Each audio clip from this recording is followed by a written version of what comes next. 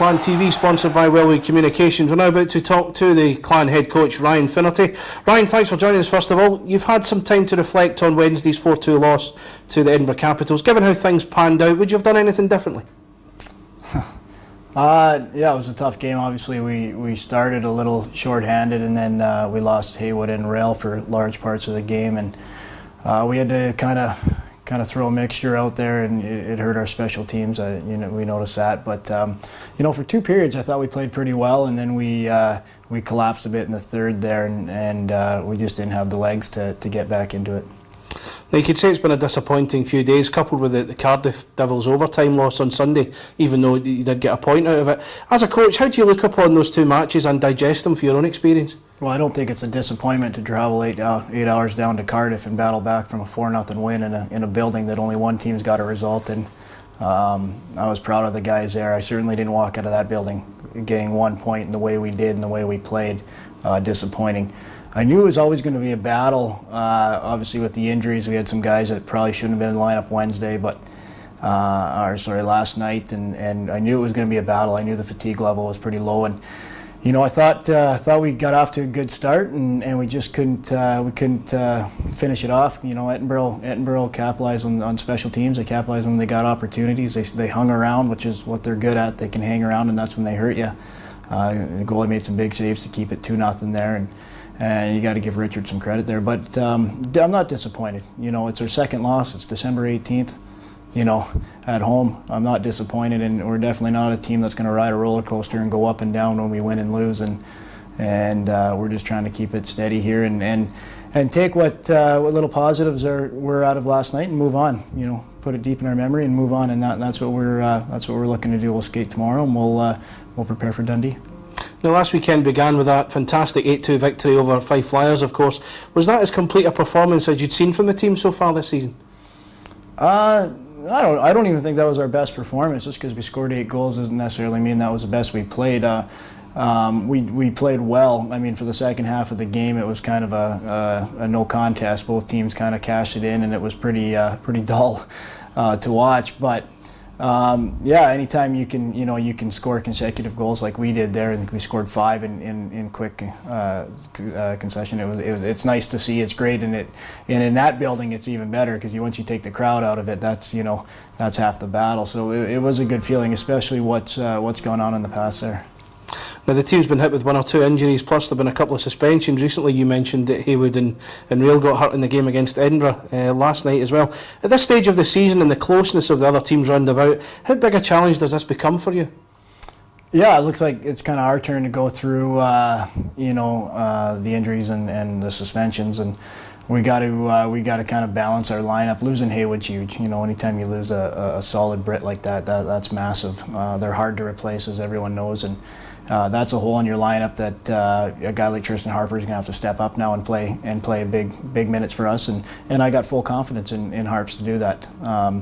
But yeah, you can look at it as in a negative, or you can look at it in a positive, where it's an opportunity for guys like Ezzy and Ben Davies, who are arguably our 2 best players last night, to play some power play minutes and to get some more important minutes. So you gotta look at it that way. It's an opportunity for some guys that have been working hard for you to move up in that limelight and get those and get into those key situations. So that's we're looking forward to that. I'm excited about that. Like I said, I thought that was Ben Davies' best game last night he's had for us all year. I thought Ezzy was unreal.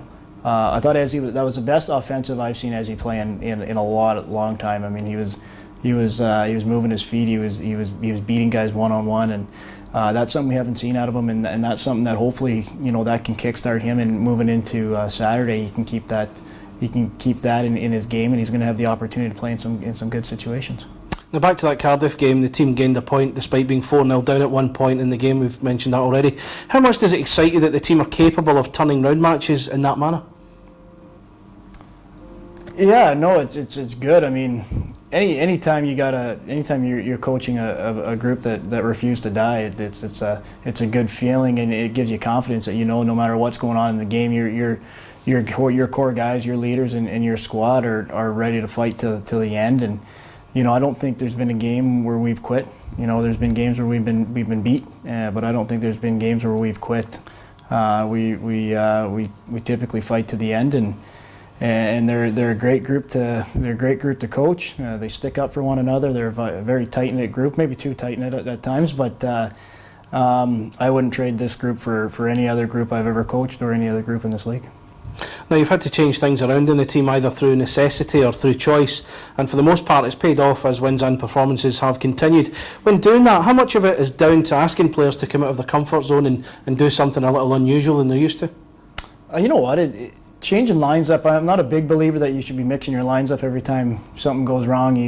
I think that guys typically will battle through, and if you find a good pair that want to work together and that work together well, they'll battle through. But every now and again, it's nice to. I've kind of adapted where I like to get some feedback from players, one-on-one, and it's sometimes what you think they want isn't actually what they really want, or maybe what they actually need. So it's been good this year. It's been pretty good with a open dialect with a lot of guys, and getting a couple different looks that have paid off, and a couple that surprised me. I mean, Pitt and Trim did so well together, and then they kind of went stagnant, and we split them up, and then that kind of kick-started both of them again.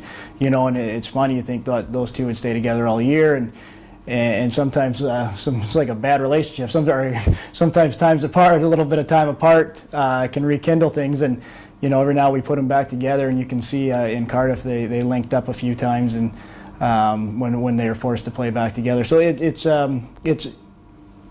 it's fun for me because I have the group that I can mix and match. Stephen Meyer can play anywhere, Matt Keith can play anywhere, Derek Rail has played everywhere but goal this year. So it's fun, and it's good that you got guys that will adapt to any position, whether it's left wing, right wing, center, defense. If they have to, and it makes it more exciting. And I think guys sometimes guys come to life if they're struggling. If guys are personally struggling, sometimes we'll move them, maybe from the left to the right side, and see if that kick starts them, and it gives them some optimism, and usually that leads to offense. Now, moving on to the weekend, 2 games with Dundee Stars coming up, one at Braehead Arena here and the other one in Tayside on Sunday. Are these the ideal games in which to put the 2 recent losses behind you, a chance to get back to winning ways? Yeah, again, I don't look at Cardiff as a loss. I look at Cardiff as a valuable point gain. But obviously Wednesday was disappointing, and playing back in our conference is huge. We dropped 2 big conference points, like you said, on Wednesday. And Dundee, we haven't seen for a while. We know that they're not a 10th place hockey club. We know that. And right now, I think it's probably a good time to be playing the Braehead Clan. We just got to make sure that we, with our backs up against the wall, we come out swinging and we come out fighting. But I think it's going to be a great weekend. It's going to be a very challenging weekend. Heading in, we got a lot of adversity here going on. Obviously, we're not sure what's going to happen with Zach as far as the suspension. We should know tomorrow, and irregardless of what happens, we accept it, we move on, but it's going to be a challenging week. It's a weekend for us, and then we'll have a much deserved couple days off and regroup and head over to Belfast. The Dundee Stars have had a really frustrating campaign this season. You said they're, in your opinion, not a 10th place team, but it's a world away from what they achieved last season. They got the big win over Hull on Sunday. Do you think they'll view these games as an opportunity to gain some momentum? Yeah, I think anytime you play a team back-to-back, it's good for coaches because you don't have to prepare for one. And I think Hachi will be looking at this as possibly an opportunity for them to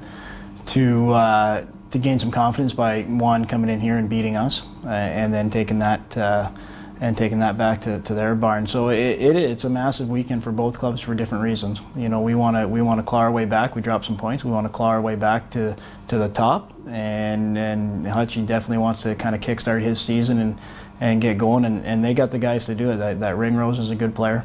They've added some guys recently that I think will help them.